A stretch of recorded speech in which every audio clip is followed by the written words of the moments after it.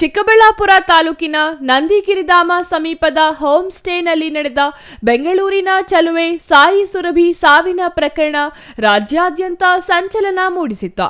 ಪ್ರಕರಣದ ಬಳಿಕ ಅಸ್ವಸ್ಥಗೊಂಡಿದ್ದ ಸಂಜಿತ್ ಅಲಿ ಆಸ್ಪತ್ರೆಯಲ್ಲಿ ಚಿಕಿತ್ಸೆ ಪಡೆಯುತ್ತಿದ್ದ. ಸಂಜಿತ್ ಅಲಿ ಆರೋಗ್ಯದಲ್ಲಿ ಸಂಪೂರ್ಣ ಚೇತರಿಸಿಕೊಂಡ ನಂತರ ಪೊಲೀಸರು ಆತನನ್ನು ವಶಕ್ಕೆ ಪಡೆದು ಸುದೀರ್ಘ ವಿಚಾರಣೆ ನಡೆಸಿದ್ರು.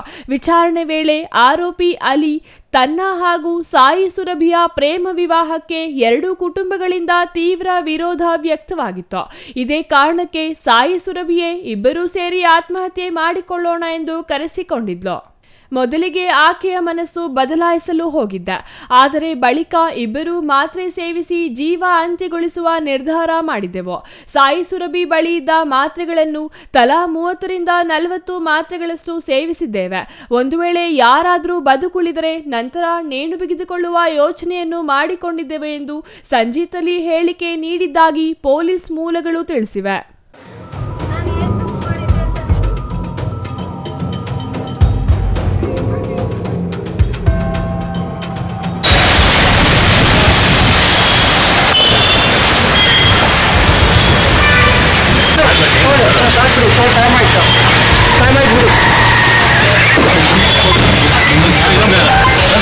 ಇನ್ನೊಂದೆಡೆ ಆಸ್ಪತ್ರೆಯಲ್ಲಿ ಚಿಕಿತ್ಸೆ ಪಡೆಯುತ್ತಿದ್ದ ವೇಳೆ ಸಂಜಿತ್ ಅಲಿ ಕೋಮಾ ಸ್ಥಿತಿಯಲ್ಲಿದ್ದ ಕಾರಣ ಸಾಯಿ ಸುರಭಿ ಮೃತಪಟ್ಟಿರುವ ವಿಷಯವನ್ನು ಪೊಲೀಸರು ಆತನಿಗೆ ತಿಳಿಸಿರಲಿಲ್ಲ.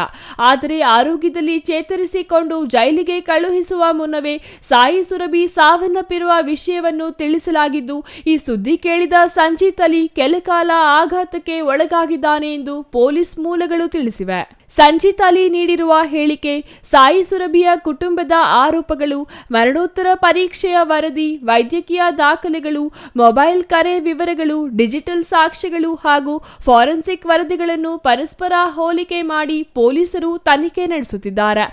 ಇನ್ನು ನಂದಿಗಿರಿಧಾಮ ಠಾಣೆ ಪೊಲೀಸರು ಆರೋಪಿ ಸಂಜಿತ್ ಅಲಿಯನ್ನು ನ್ಯಾಯಾಲಯಕ್ಕೆ ಹಾಜರುಪಡಿಸಿದ್ದು, ನ್ಯಾಯಾಲಯ ಸಂಜಿತ್ ಅಲಿಯನ್ನು ನ್ಯಾಯಾಂಗ ಬಂಧನಕ್ಕೆ ಒಪ್ಪಿಸಿದೆ. Thoudanahalli Ramesh, CTV news, Chikkaballapur.